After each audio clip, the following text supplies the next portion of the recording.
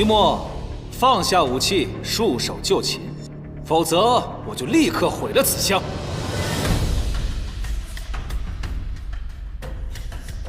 这箱子里的东西，你若喜欢，便拿去吧。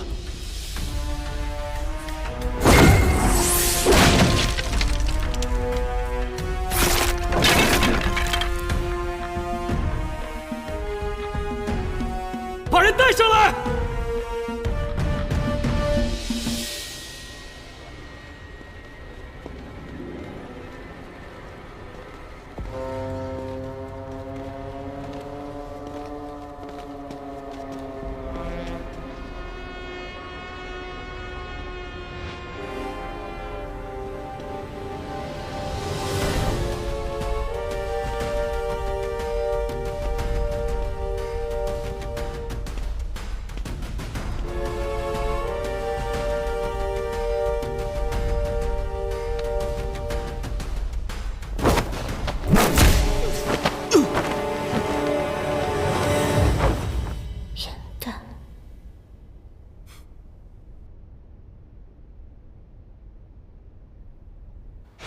你也太纵着他了吧！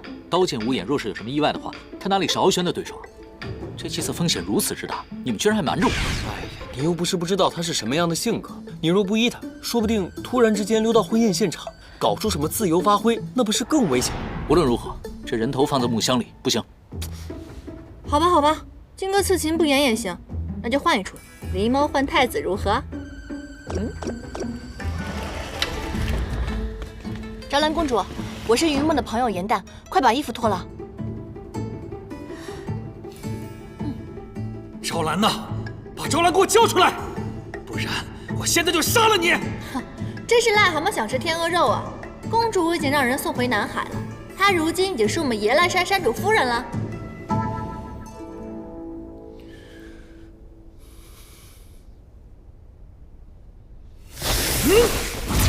颜淡小心！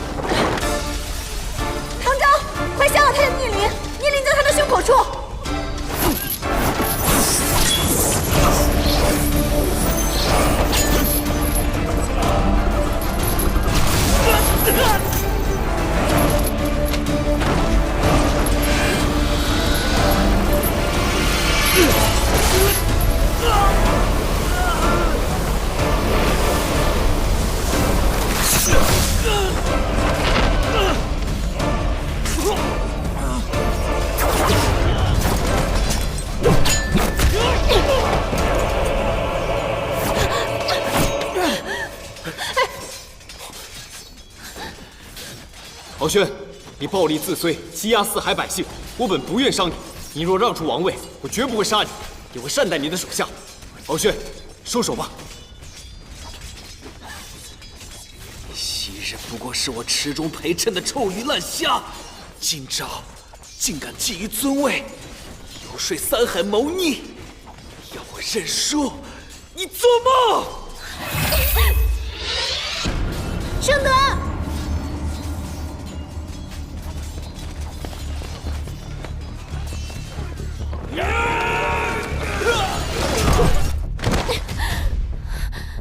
是他们临时改变了计划，我并不知情。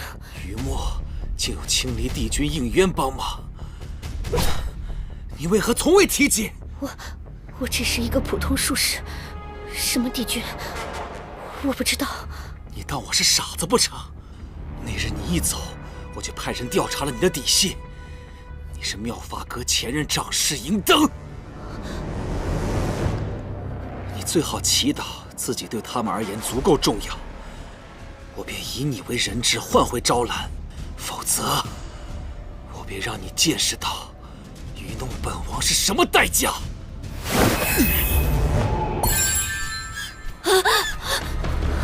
你要做什么？帝尊，天界曾通报应元帝君罹难失败而亡，可本王发现他有意假死，在此隐姓埋名。你休想！天界不能有情，您犯了情戒而被贬下凡，如今到了凡间还如此多情，好，本王就成全你。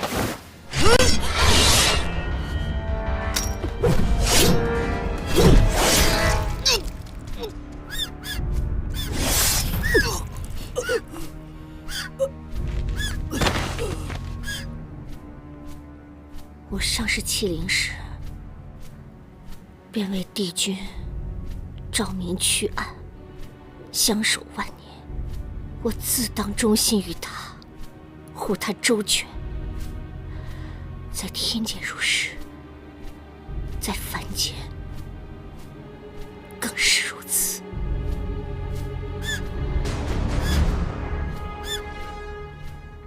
帝君罹难生变，定是天界有人故意强害。帝君还活着的消息，绝对不能透露。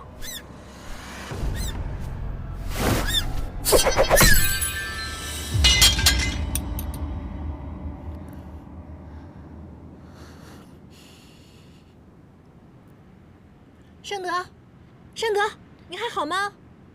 你在哪儿啊，圣德？圣德，圣德，你没事吧？没事吧？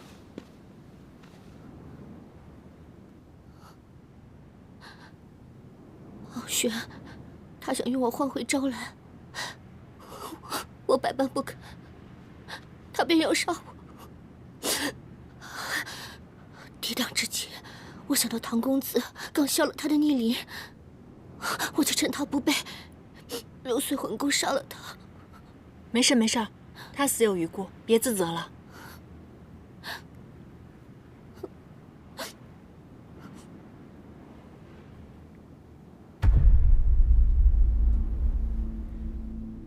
这灵兽也是被碎魂钩所伤。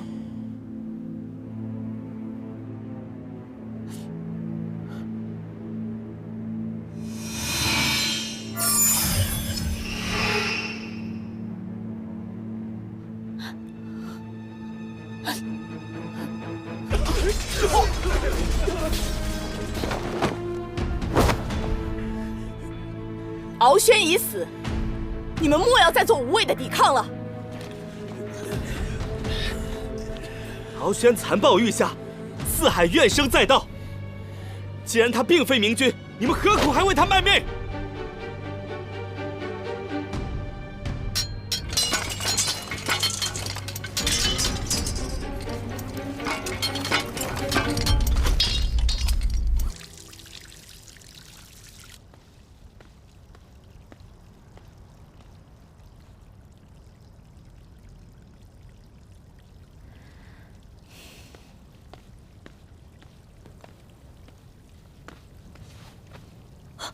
昭兰公主，叫我姐姐就好。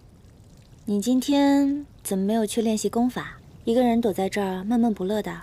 今日学的是修炼功法的课，我修炼极差，被同伴们耻笑。他们说四海之间就要打仗了，若不会功法，日后东海可能就要没了。赵兰姐姐，东海真的会生灵涂炭吗？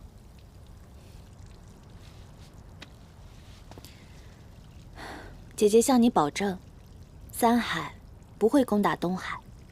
从今往后，四海不会再有战事。你的爹娘不会像往日那般背负沉重的赋税，兄弟姐妹无需为奴为婢。东海会越来越好。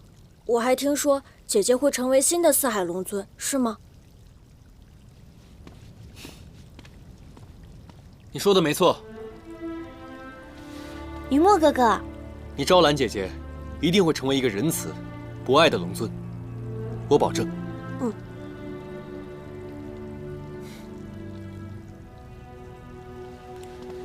尊位空悬，慰问四海民心，父王他们都希望我来继承此位。可是，我从未学过为君之道，功法和修为也不算卓绝，所以我非常担心。你无需担心，为君者不需法力高超，那是将才之道；亦不需精通谋略，那是谋士之责。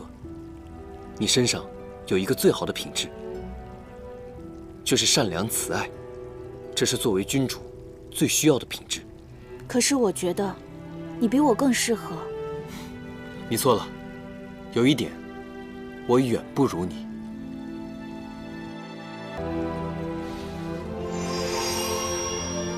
我才知道这逆鳞的意义，此物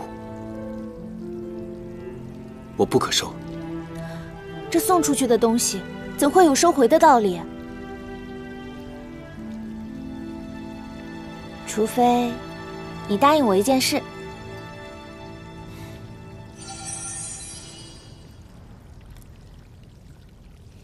登位之日，我希望你为我加冕。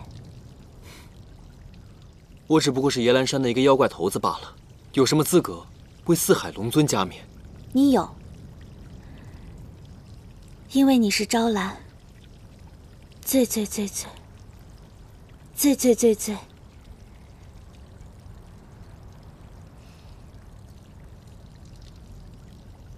要好的朋友。我答应你。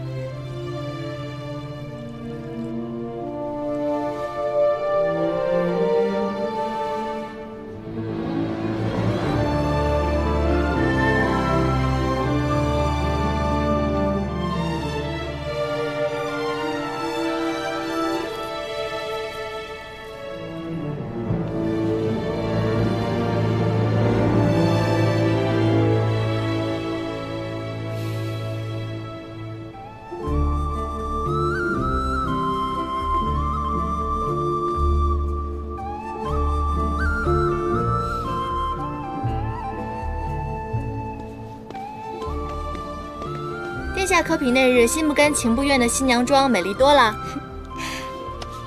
颜淡，待你穿上嫁衣嫁给云墨哥哥时，一定更为光彩照人。到时候一定要请我去观礼啊！不是，误会了。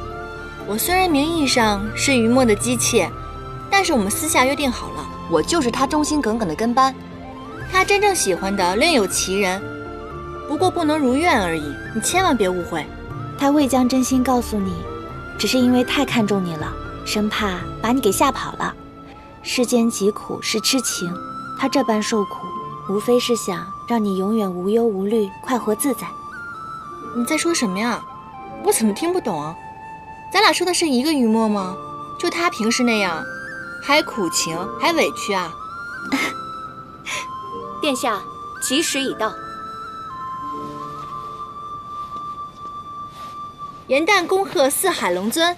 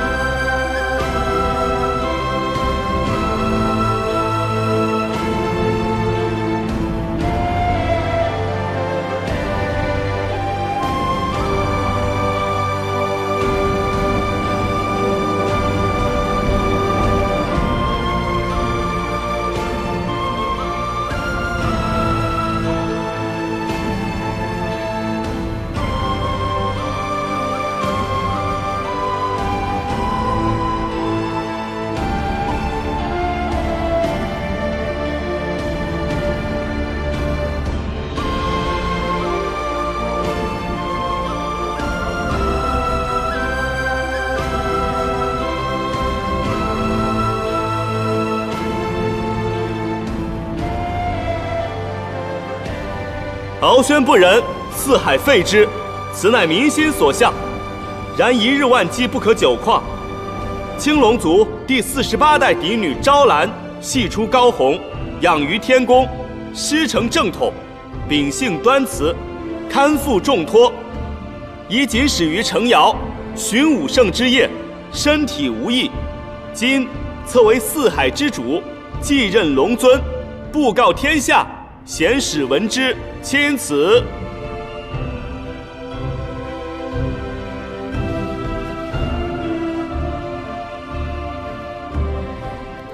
昭兰必夙夜精精，小心谨慎。只愿海宇生平，不坠红叶。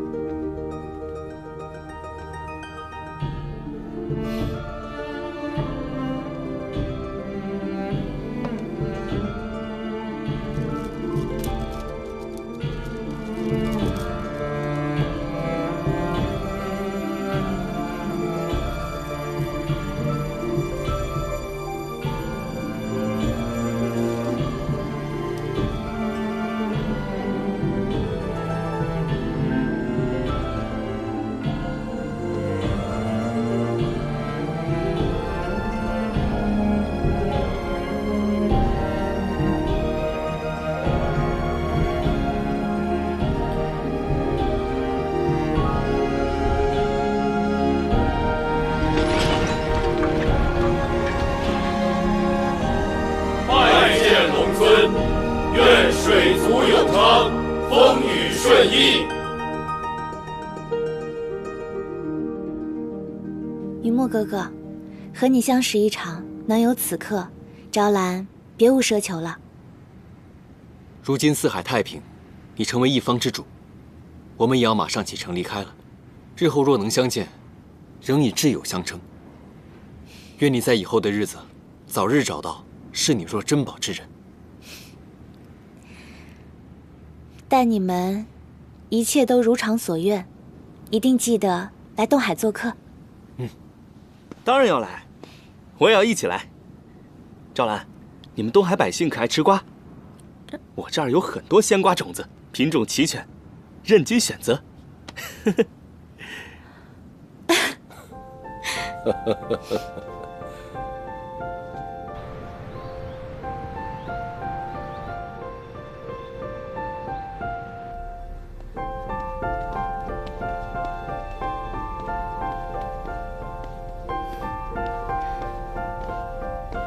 你见到严旦了吗？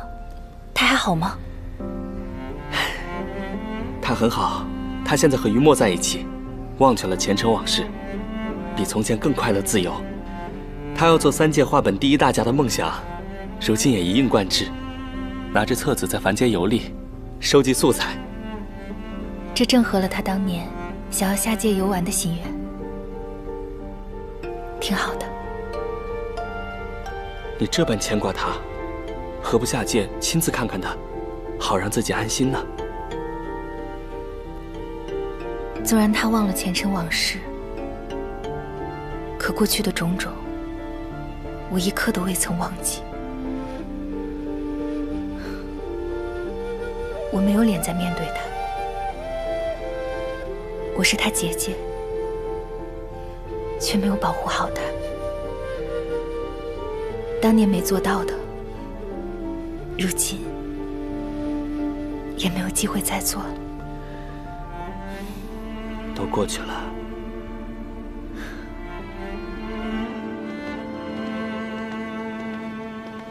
除了那些过往痴缠的胡言乱语之外，在圣德的口中，并没套出其他的线索吗？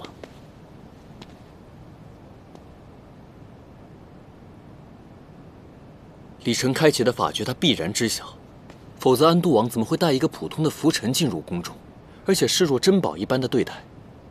哎，那接下来我们还要送他回他的师门吗？我与严丹已经商量过了，若此人真是毒手的话，不如且行且看。一来可以探探他的真实目的，二来大探出李晨使用之法，若就此撇下他，万一他起了什么坏心，我们更是防不胜防。说的没错，只有千日做贼，哪有千日防贼的道理？反正离他口中的贺心门也不远了，接下来我们就且行且看，看看他到底打的什么样的如意算盘，马上揭晓。我们先走吧。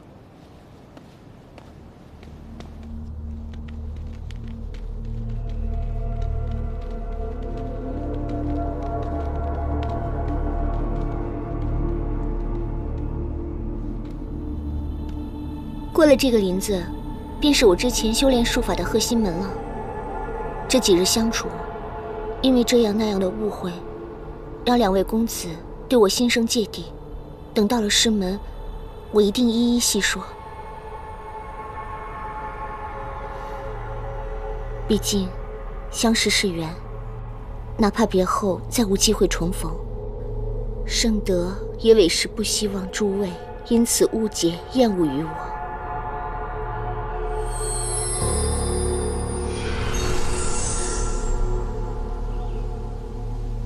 神器有异动，难道前面这片森林便是神器曾经的藏身之处？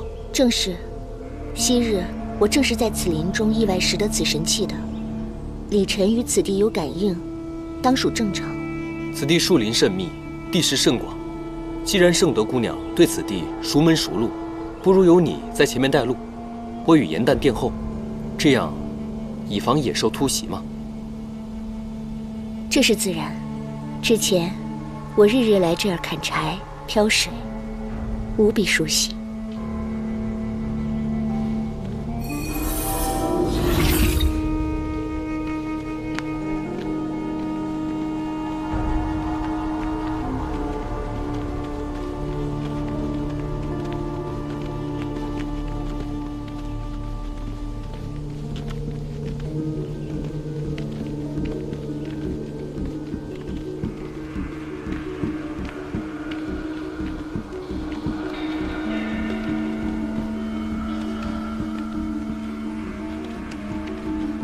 圣德，你不是说贺心门在这片森林的西面吗？你为什么要带着我们朝北边走呢？若朝西直行，有一片沼泽，极为凶险，绕北避开会更安全一些。这树木的排列并非天然生成，而是被布成了一个9宫8卦阵。入阵心，则触发阵法。正东为生门，西南为休门，阵心便在。停步！圣德，这怎么回事？怎会如此？当年我就是在此处找到李晨的。愣着干嘛？砍柴啊！不砍够3日用量，你今日就别想回师门。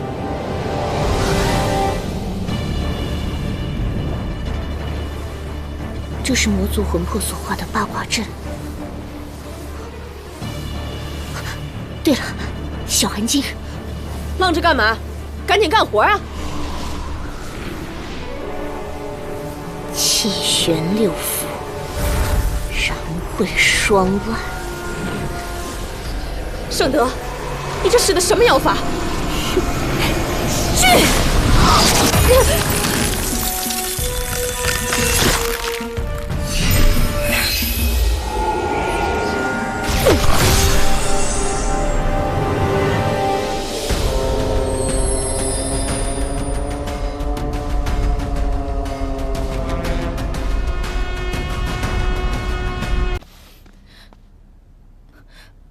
这混元玉带可是帝君的爱物，这可怎么办呀？啊！两位仙子，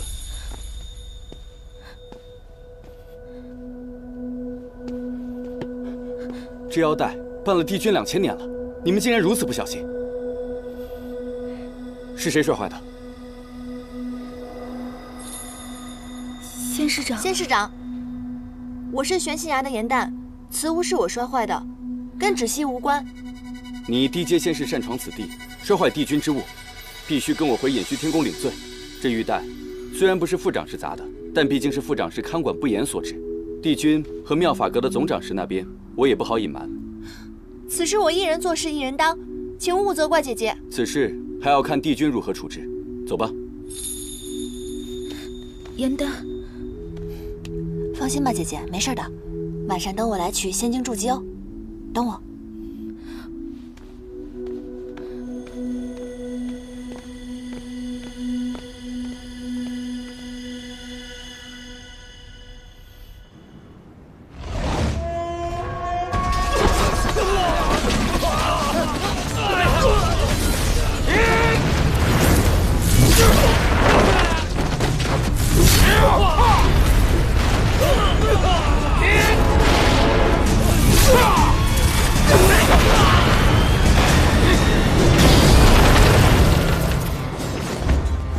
元帅，妙法阁长室思璇所盗法器已被魔族转移。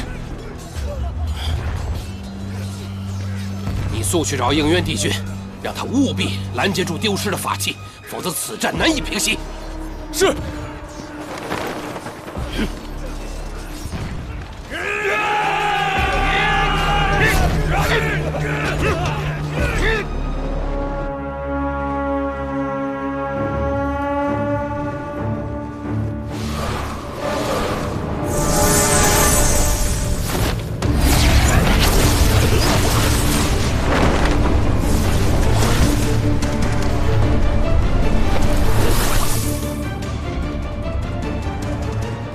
山一长老，你挑动魔族内乱，若今日交出法器，我会留你一条全尸；否则，我只能顺应天命，除魔卫道。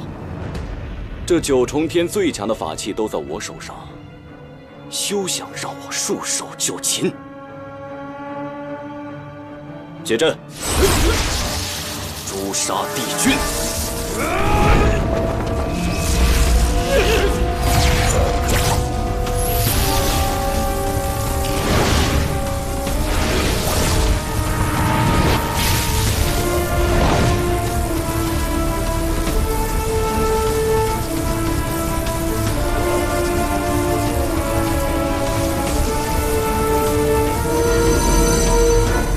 修罗图腾，仙界的帝君竟然是修罗族之后。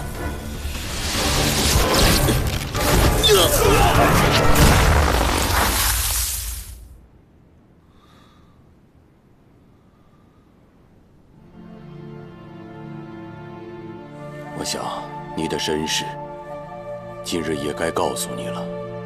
你乃是上古恶灵之首修罗族，和仙界仙子所生。你额上的黑纹，便是修罗族的图腾。那我的母亲呢？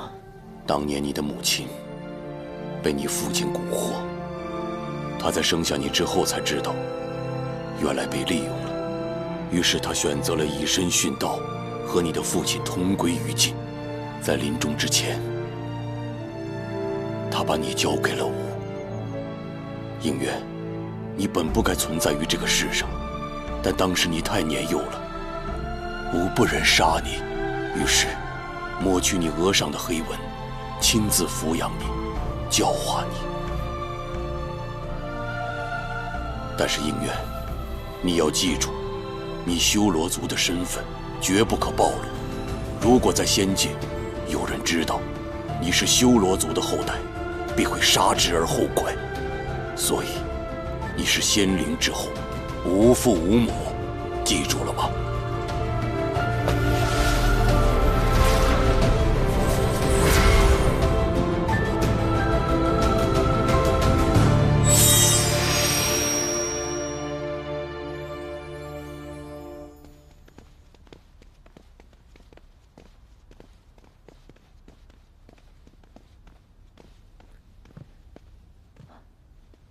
帝尊，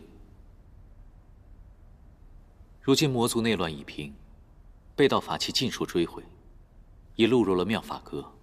此战，天兵死伤1000，天将折损2名。火德元帅正在天医馆探位伤员。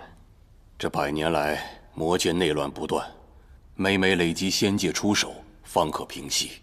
此次更因为思玄和魔族长老暗通款曲，将无数的仙丹送往魔界，才令战事焦灼数月。你此次下界，魔界的玄香可有异动？回禀帝尊，我的一应行动，玄香都鼎力支持。他多番表示，自己生性自由，并无野心。我细细的与他接触之后，发现他表里如一，和光同尘，并非伪善之人。邪神玄香若真无野心，便是6界之福了。玄香如此性情，对仙界恐怕是喜忧参半。此话怎讲？玄香，他并不适合做魔界之主。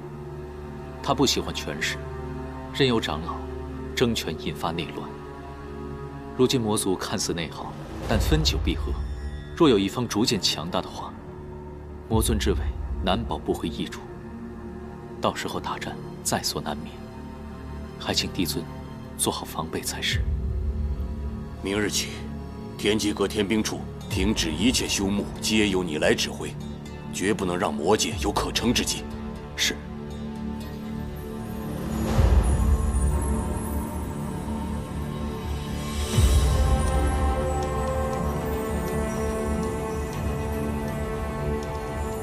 帝尊，已准备就绪。行行。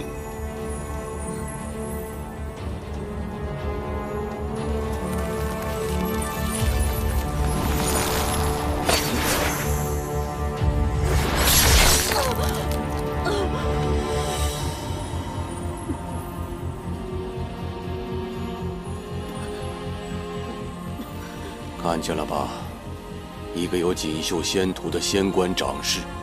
连桓清都曾向我要过此人，却因为一个情字，与魔族中人珠胎暗结，违反天条。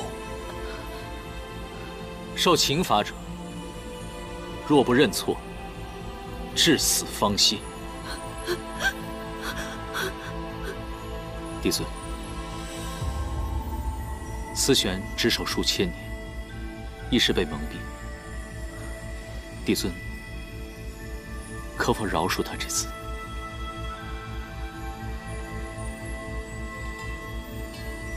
好，如若他肯认错，死后无留其元神，允其入夜望川洗净前尘，入凡界为人。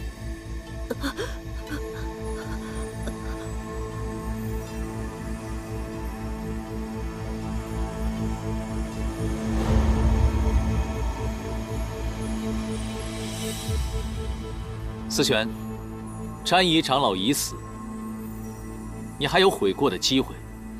爱人已死，我岂可苟且偷生？况且，明明是这天条不公，我无悔亦无错。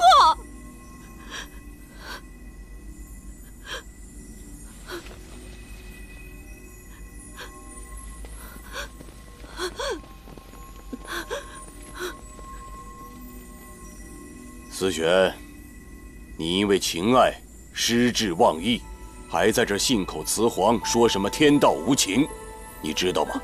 天条的守戒为什么是不容有情吗？因为唯有神仙无情，才可保6界平安。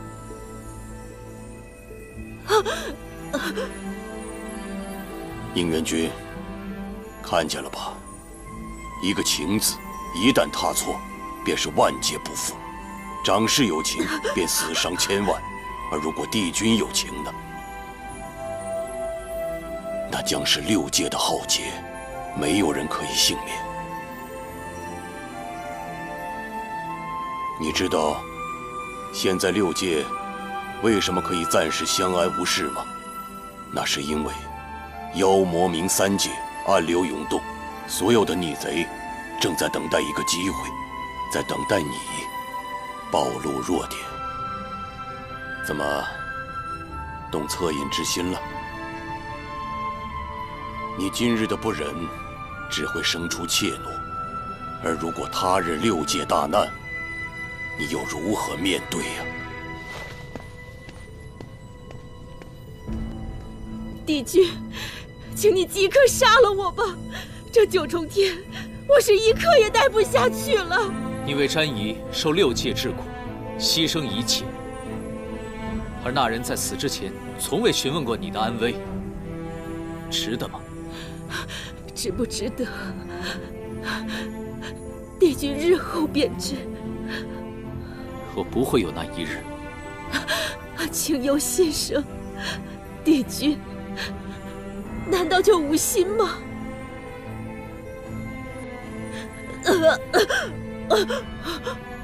我求求你杀了我，我宁愿怀着这有情的心死去，也不愿和你们这无情之人同活。我不愿意再受这不公的待遇了。我求你，我求求你杀了我！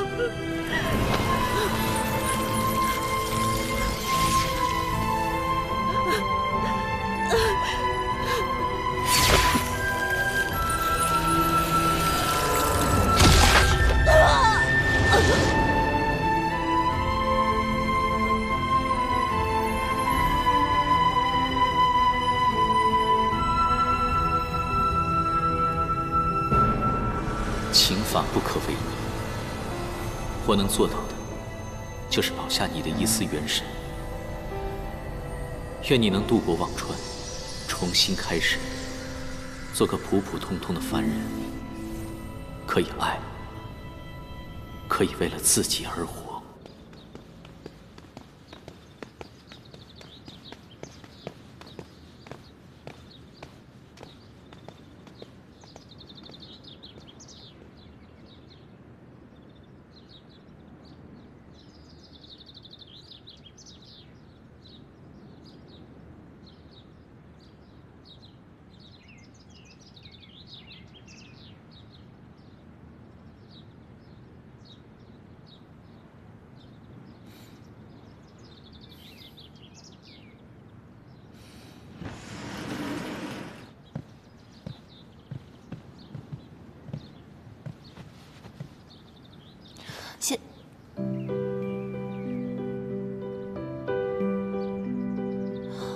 范归君，是你！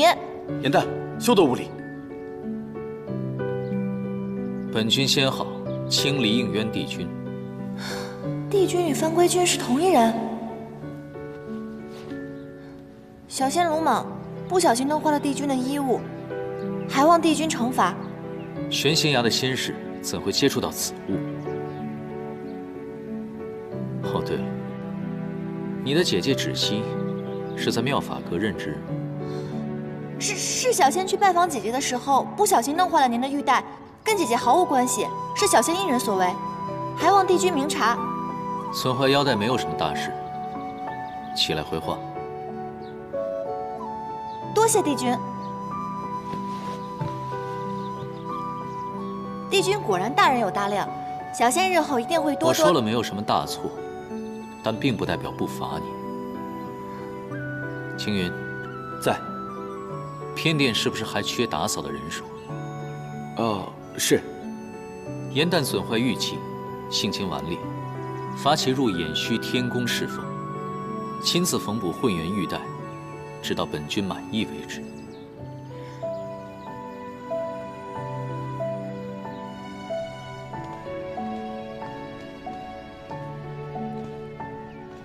唉，仙君，您别送了。今天我就要走了，您要好好保重身体，以后我会常回来看您的。唉，没想到你走得这么突然。别难过了，这以后谁来帮我破解棋局啊？唉，别哭了，仙君。仙君。我在您这宫里待了200多年，难道我除了给您破棋局，没有任何地方让您舍不得吗？您这么说，我可真是太寒心了。我可不是这个意思啊。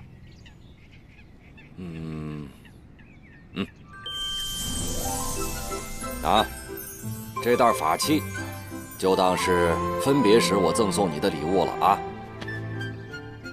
但是你要记住，以后可要经常来看我啊。放心吧。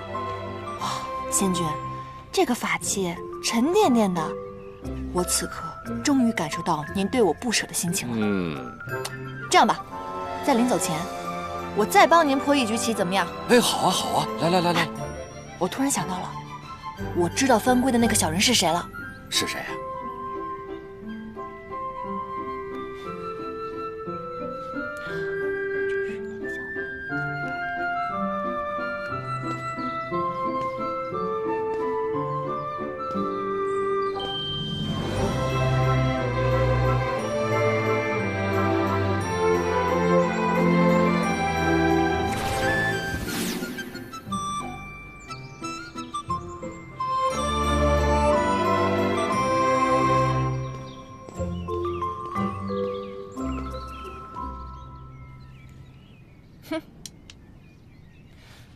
小人帝君这回总算是黔驴技穷了，这局还没有上一局难呢。哟，你这一子下的可妙啊，一虚打实。你看看，把他这一脚的活子全都打成了废子。你这一招是怎么想到的？下棋对我来说，要不然就是捡漏，看出对方的破绽，顺藤摸瓜；要不然就是打劫，把对方的变成自己的，变不成那就通通吃掉。往往后面那一种是非常艰难的，但是愚公移山，铁杵也能磨成针的。妙！今日本想与仙君面对面切磋棋艺，没想到竟看到忠心仙士不舍救主的场面，本君都不好意思开口要人了。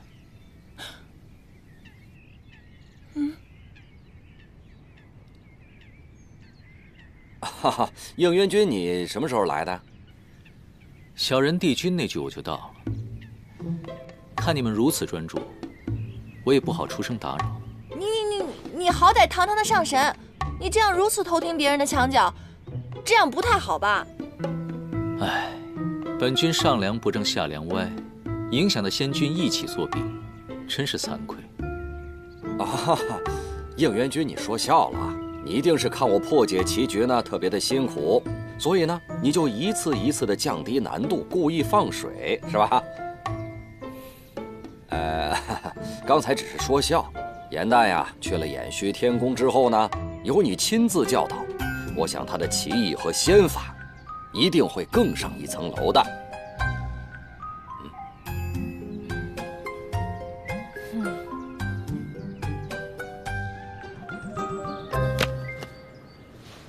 既然你的精力如此充沛，打扫偏殿实在是太大材小用了。以后呢，誊抄仙法破解棋局，自然就交给你负责了。帝君您棋艺高超，每日肯定有很多神仙来找您斗气。如果这样的话，我难道……能者多劳啊！以后，所有人送来的棋局，自然是交给你来应付了。你就是气我帮仙君破了你的局，公报私仇。是。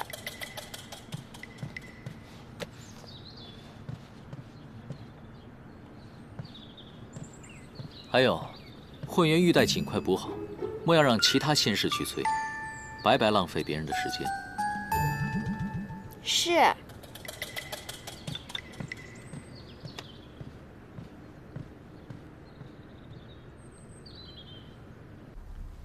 应渊这个小人，他表面温文尔雅的，他实则呢肚子里一堆坏水，给我安排这么多活让我干，他就是故意想整我。小人。没想到。众人眼中如此完美的帝君，还有这样一面，这在我心目中的形象又丰满了一些。你到底跟谁一伙的你？好了，颜淡，帝君翻规不过是童趣之举，哪有你说的那么严重啊？况且他与北冥仙君对弈，外人本就不该干预。你当着他的面说他是小人，他还能一笑了之，可见他宽宏豁达，是个正人君子。窒息，你清醒点好不好？你这是色令智昏啊你！你们知不知道延续天宫有多大？每天什么活都让我干，腰酸背痛的。还有那个书让我抄了一遍又一遍，我脑袋都快疼死了。多少人想来延续天宫还进不来呢？你有这样的福气，应该珍惜才是。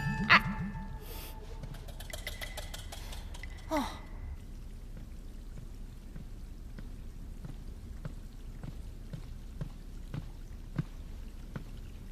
芷溪，长侍，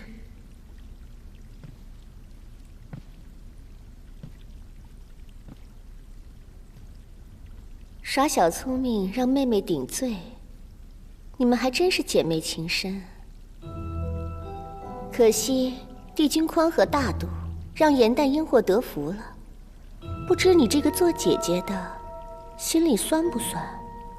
有没有一丝后悔？若不是那一念之差，如今飞黄腾达的可就是你了。延续天宫的差也并不好当，颜淡每天甚为辛苦。这种不痛不痒的诉苦，你也信？不过就是炫耀罢了。颜淡不是这样的人。那你说她是哪种人？不思进取的废物妹妹？双生莲必分强弱，大家都说你是强的那个。我看未必。不然，帝君为何一眼挑中那个一无是处的颜淡？你自己好好想想吧。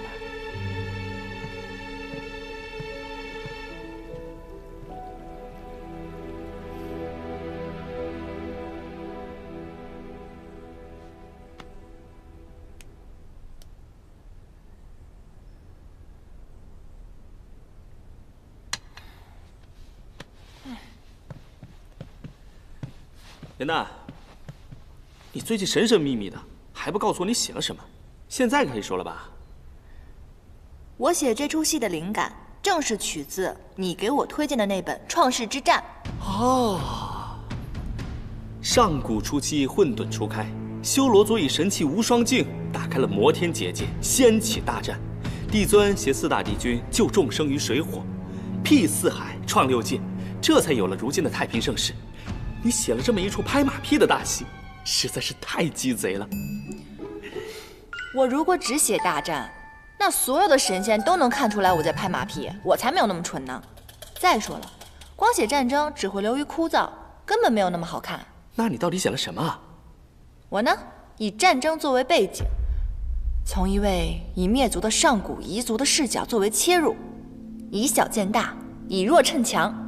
你选了什么上古彝族啊？为了相助4帝君，在创世大战中全族覆灭的九岐。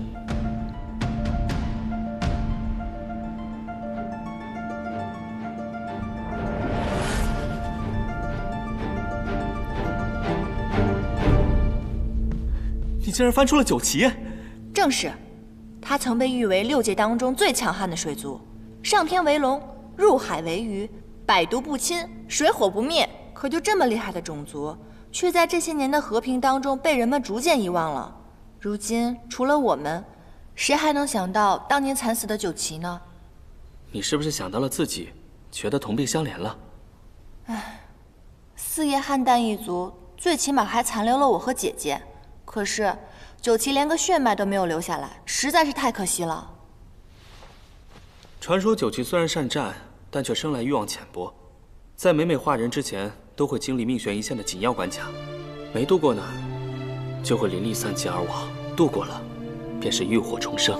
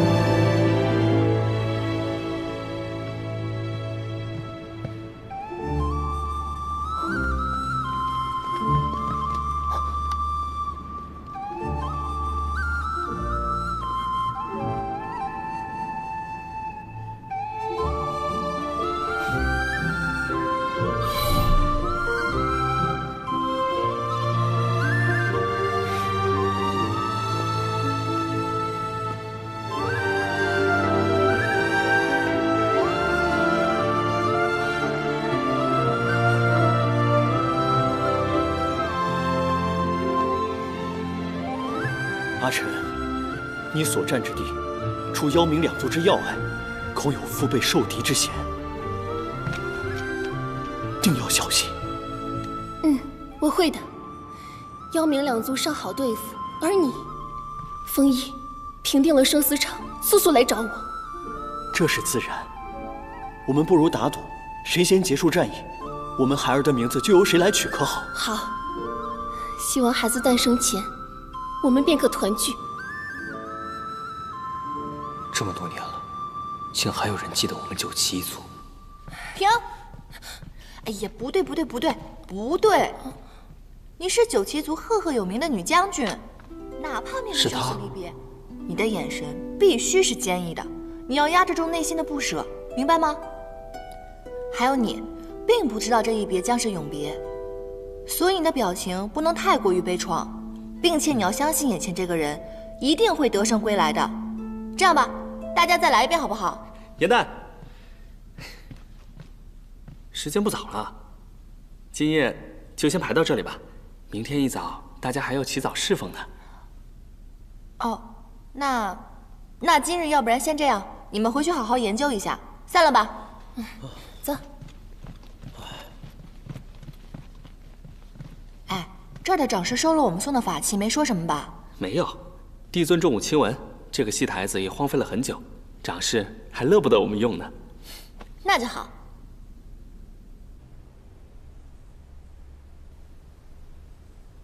唉，这第一章是写九旗两位将军的生离，最后一章是写他们二人的死别。唉，也不知道中间四帝君的戏份该如何写。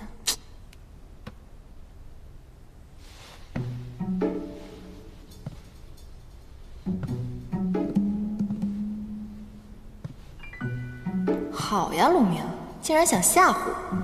哼！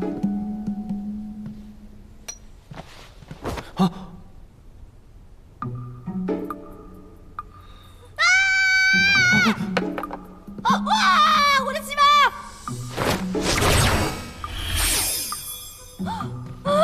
我的西马！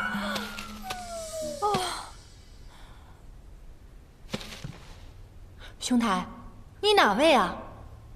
你为什么半夜来我房间，还会水系仙法？你说，你干嘛的？不说是吧？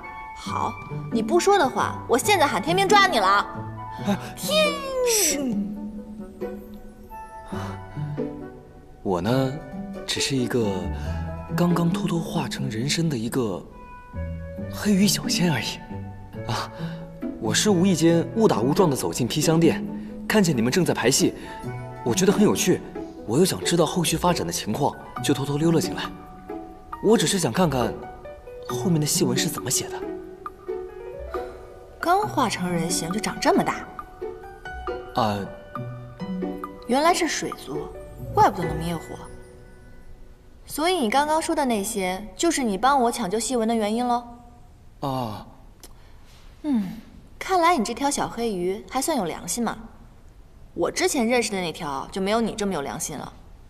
看你的装饰吧，确实不像什么仙君仙士，所以你跟我来，当真是因为觉得我戏写得好？是啊。乾隆尊还有尊后的故事，我也很想知道后面到底发展的怎么样了。哦，对了，九旗呢本来是我们的四海龙尊，我很想知道他们接下来的情况。你居然知道九旗？哦，我以为现在除了我，没有人知道九旗了呢。小伙子，有眼光啊！叫什么名字啊？我还没有名字。连名字都没有，看来他定是身份微末，处事艰难。是这样的啊，今天你遇上我，算是你的幸运。以后跟着我吧，只要有我在，保证带你吃香喝辣，做一个快活神仙，怎么样？若非是他在我渡关的危急时刻现出真身相救，我必不会这么顺利的成功化人。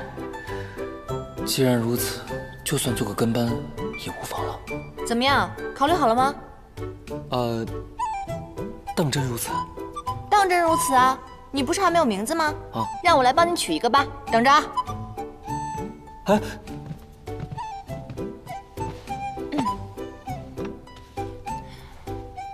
当真如此？嘘。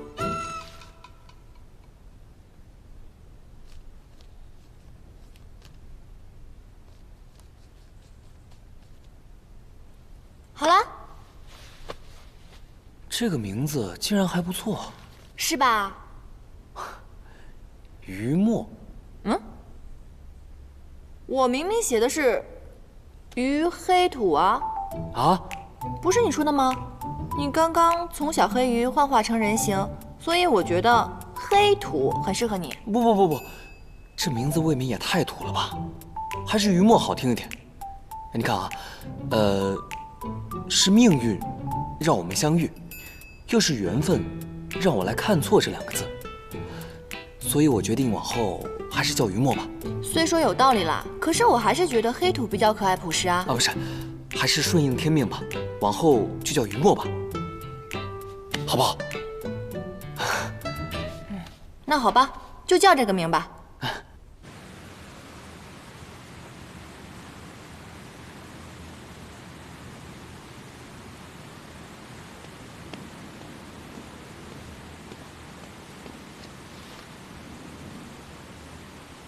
帝君，严旦求见。所谓何事？说是腰带补好了，帝君是否一见？叫他进来吧。是。针脚比上次好了一些，但丝线的颜色本君不喜欢，拿回去重新缝。帝君，那你到底喜欢什么颜色？随缘。帝君，您不是着急带吗？我想的是，您把要求说得详细点，这样我就不会日日来打扰了。虽然急，但宁缺毋滥，反正你日后也要天天来。天天来？过来，破局。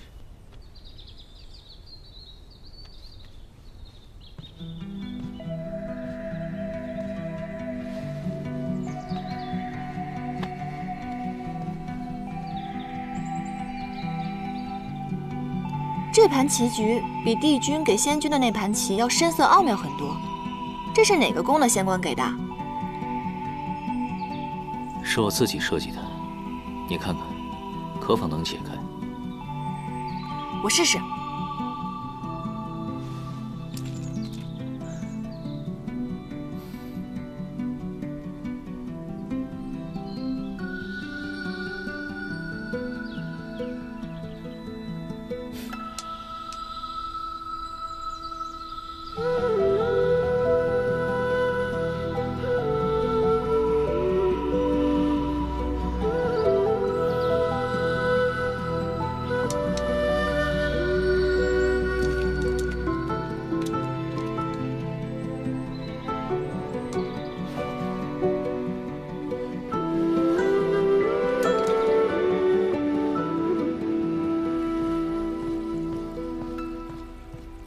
哎，这9重天的食材啊，可都是可以滋补灵力的，吃吧。刚才我进来的时候就说了，我绝对不干偷鸡摸狗的勾当，你还偏要我坐在这儿。切，假正经。哎呀，9重天的这些蛋啊，可都是仙姬所下的，对仙灵会有帮助的哦。当真不吃？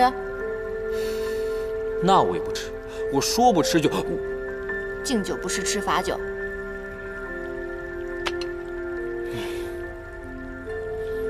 我说，这也太好吃了吧！是不是？我都说了，我的厨艺跟我写戏不相上下，好吧？哎，那你之前排戏的名字叫什么呀？《创世英雄传》。你戏的主角不是9旗吗？你觉得他们是英雄？他们当然是英雄了，在创世之战中，帝尊、4帝君是英雄，9旗一族也是英雄。在我看来，那些籍籍无名的小仙小族，他们只要为战争胜利战斗过、努力过，在我心里他们也是英雄啊。所以，这才是我写这出戏的意义。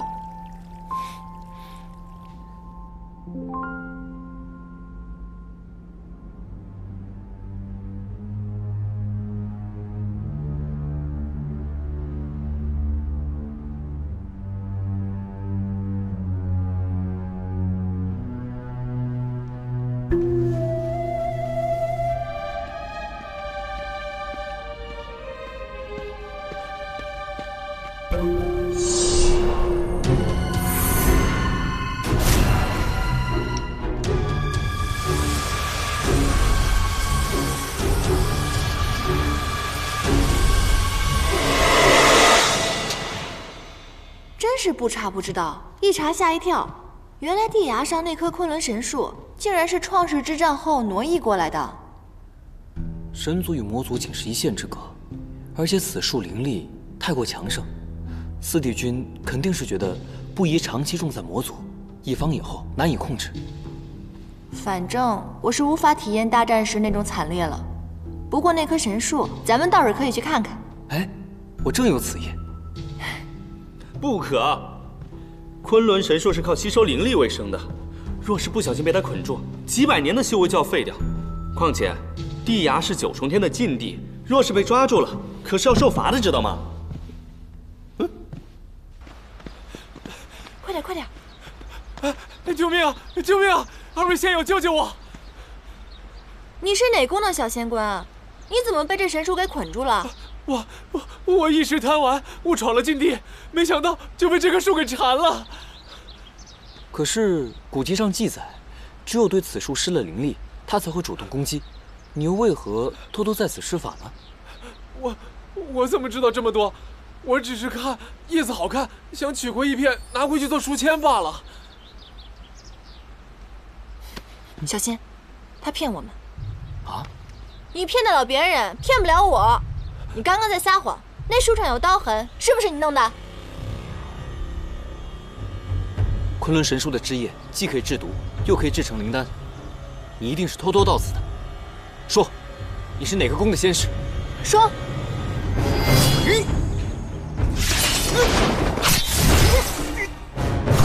不要施法！啊！